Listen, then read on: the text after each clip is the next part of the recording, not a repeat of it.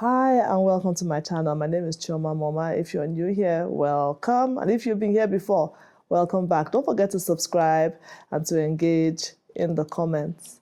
How are you doing today? Well, one of the things I like to do is to encourage working parents, to talk to them about how they can raise their children, give them tips, hopefully hear from them as well, and also how we can achieve our career goals as working parents. Today, I want to talk about something regarding the fathers. Many times we hear about mothers. We even have so many more songs for mothers, sweet mother. But the truth is that the fathers are also amazing, and a good father is irreplaceable. I want to share 4 things I learned from my super father, who was such an amazing being. First of all, he mentioned that it's a good idea to be able to speak the same language with your spouse. Now, while he was speaking about language as in Igbo, Yoruba, French, English, I also think it's important to even understand their love language as well. What are the things that speak to your spouse? For my father, being an Igbo man, married to an Igbo woman, she grew up, my mom that is, grew up in the West. She grew up in Ibadan, and her first language was Yoruba, so she was more at home speaking Yoruba, and all her siblings spoke Yoruba together quite often. As a result, my father told us that he learned some Yoruba because he always wanted to know what she was talking about. It made them feel closer, I guess, and it made him not have any suspicion as in, what can this woman be saying right now? It's a good idea, in multicultural homes to try and learn your spouse's language, learn what they're saying. Even if you're not fluent, but at least learn some things and be competent. It really helps the bonding in the family. And like I said as well, the love language is very, very important. Another thing my father taught me, which I think is very good, is that also relating to spouses and marriage, is that you should not live apart from your spouse for too long.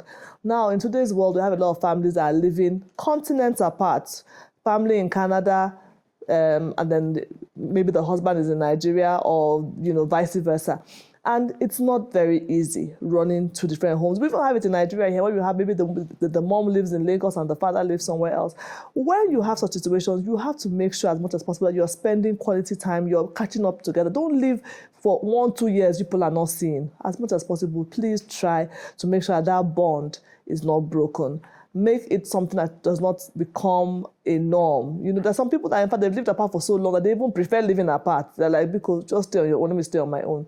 But the truth is that having a cohesive family unit, when the family does get along, and is actually a very good garden to grow children in, to raise children in. Having that beautiful family cohesiveness is very, very good. So please, as much as possible, if your husband or your wife live in a different city or country, try and get times of togetherness. Another thing my father taught me, which I think is very important, quality time. Now, my father was actually big on quality time. As a civil servant, no matter how busy he was, he always came home to us. We would sit down with him. For someone like me, he would teach me how to speak properly because I stammered a lot. And he was a very, very present man. Now, despite all the time he spent with us, Eastern, trips at the end of the year, going to the village and things like that, he still felt he could have spent much more time with us. And that was one of his regrets before he passed on, that he didn't spend more time on cruises and the like with us. Many times he would say, oh, my mom and us should go on holidays while he stayed behind to work. I cannot remember my father ever really taking time off except to travel during the Christmas period. He was such a workaholic, and that's something he wishes he really had more holidays and just spent time just chilling with us as a family. Please, please, please, family time is priceless. That's why we think, oh, we're going to spend so much money. What's the point of traveling with children? Please travel with them. When they're babies, they might not remember anything, but once they get to the ages of 5, 6, 7, 8, and they can start, having long-lasting memories, go around with them.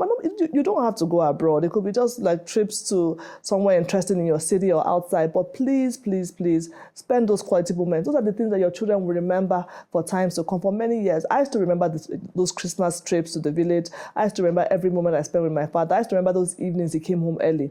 So please, quality time is something you should never, never skim on or scrimp on. You should spend a lot of time with your children and with your family. So he also spoke about family. He was very big on family, loved his siblings. And I know a lot of people are having a tough time with their siblings. I'm not saying you should support toxic behavior, but don't give up. Try. If you have good people who have grown up with you, siblings, cousins, try and be at peace with them. Okay? At the end of the day, they know you, they love you. for the most part. So please, please, please, where you can, try and keep that connection alive. Where it's not hurting you, try and do your best. And also, please forgive, no matter what. Forgive. If people have hurt you, whether it's siblings or aunties, uncles, forgive and put it behind you. And remember the love that you once shared. By all means, protect yourself, but by all means, give love a chance. And remember that these people truly have your back. The good ones truly, truly have your back. And they know you from when you started. Sometimes that knowing you might even be the problem, but allow them, give them time to process that, look, this is who I am, this is who I've become, and enjoy that relationship. Last but not the least, another point that he shared, which I think is a very important one, is about the number of children you should have. Now, this is very subjective. You know, you can choose to have 1, 2, 5, or 6. Really, it's all up to you. But he believed that 4 was a good number, and he just said that this was also based on, you know, the previous point about family. He just thinks that, look, having siblings to support you through life is such a great thing. And I mean, someone that's close to my siblings, I can honestly relate with this.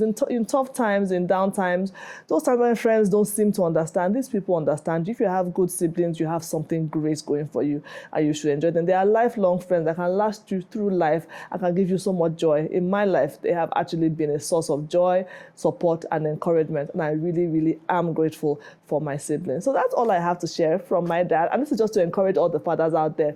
Keep doing the great things you're doing. Keep being present. I celebrate you. I appreciate you. Fathers are important. And my pastor would always say, with a good father, you can go further. Fathers need to be celebrated more, and fathers, you need to do more as well. You're doing well, but you need to continue to do more. You need to continue showing up for your children. Remember, being a parent is not just about the mother, but you have your role to play, and it's a very, very important role. God bless you, and don't forget to share and subscribe. Bye.